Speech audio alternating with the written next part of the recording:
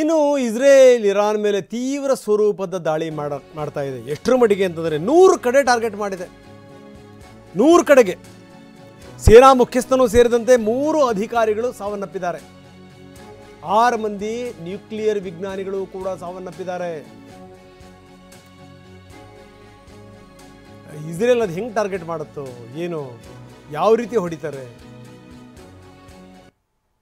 ಬರೀ ಈ 6 ತಿಂಗಳ ಅವಧಿನಲ್ಲಿ 7 ಜನ ಸತ್ತರು ನೋಡಿ.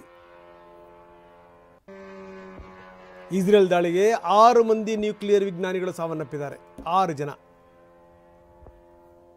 ಸೇನೆ ಮುಖ್ಯಸ್ಥನೂ ಕೂಡ ಸತ್ತು ಹೋದ. 100 ಕಡೆಗೆ ಟಾರ್ಗೆಟ್ ಮಾಡಿ ಇಸ್ರೇಲ್ ದಾಳಿ ಮಾಡಿದೆ. ಇಸ್ರೇಲ್ ದಾಳಿಯನ್ನು ಸೌದಿ ಅರೇಬಿಯಾ ಖಂಡಿಸಿದೆ. ಆದರೆ ನಾವು ಇಸ್ರೇಲ್ ಪರ ಇದ್ದೀವಿ ಅಂತ ಟ್ರಂಪ್ ಹೇಳಿದ್ದಾರೆ. ಅಮೆರಿಕದ ಬೆಂಬಲ ಇಲ್ಲದೇ, ಅಮೆರಿಕದ ಅಪ್ಪಣೆ ಇಲ್ಲದೇ ಇವೆಲ್ಲವೂ ಕೂಡ ಆಗಕ್ಕೆ ಸಾಧ್ಯನಾ?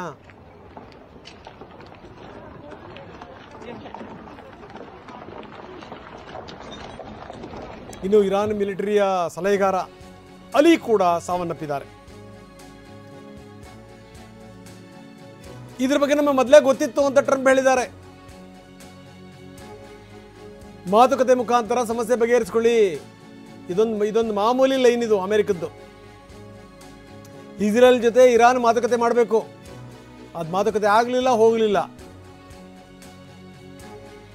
ಇವರಿಬ್ಬರ ಯುದ್ಧವನ್ನ ನಾವು ತುಂಬ ಗಮನಿಸ್ತಾ ಇದ್ದೀವಿ. ಇಸ್ರೇಲ್ ಜೊತೆ ನಾವು ನಿಲ್ತೀವಿ. ಇರಾನ್ ಪರಮಾಣು ಬಾಂಬನ್ನು ಹೊಂದಬಾರದು. ನಾವು ಇಸ್ರೇಲ್ ಪರ ಇದ್ದೀವಿ ಅಂತ ಡೊನಾಲ್ಡ್ ಟ್ರಂಪ್ ಹೇಳಿದ್ದಾರೆ. ಇರಾನ್ ಮೇಲೆ ಇಸ್ರೇಲ್ ದಾಳಿ ಮಾಡುವಂಥ ಸಂಗತಿ ನಮಗೆ ಮೊದಲೇ ಗೊತ್ತಿತ್ತು ಅಂತ ಕೂಡ ಟ್ರಂಪ್ ಹೇಳಿದ್ದಾರೆ. ಯಾವುದೇ ಕಾರಣಕ್ಕೂ ಇಂಥ ದೇಶಗಳು ಅಣ್ವಸ್ತ್ರ ದೇಶಗಳಾಗಬಾರದು. ಇದಕ್ಕೆ ಸಂಬಂಧಪಟ್ಟಂಗೆ ಇರಾನ್ ಇಸ್ರೇಲ್ ಜೊತೆಗೆ ಮಾತುಕತೆ ಮಾಡಲಿ.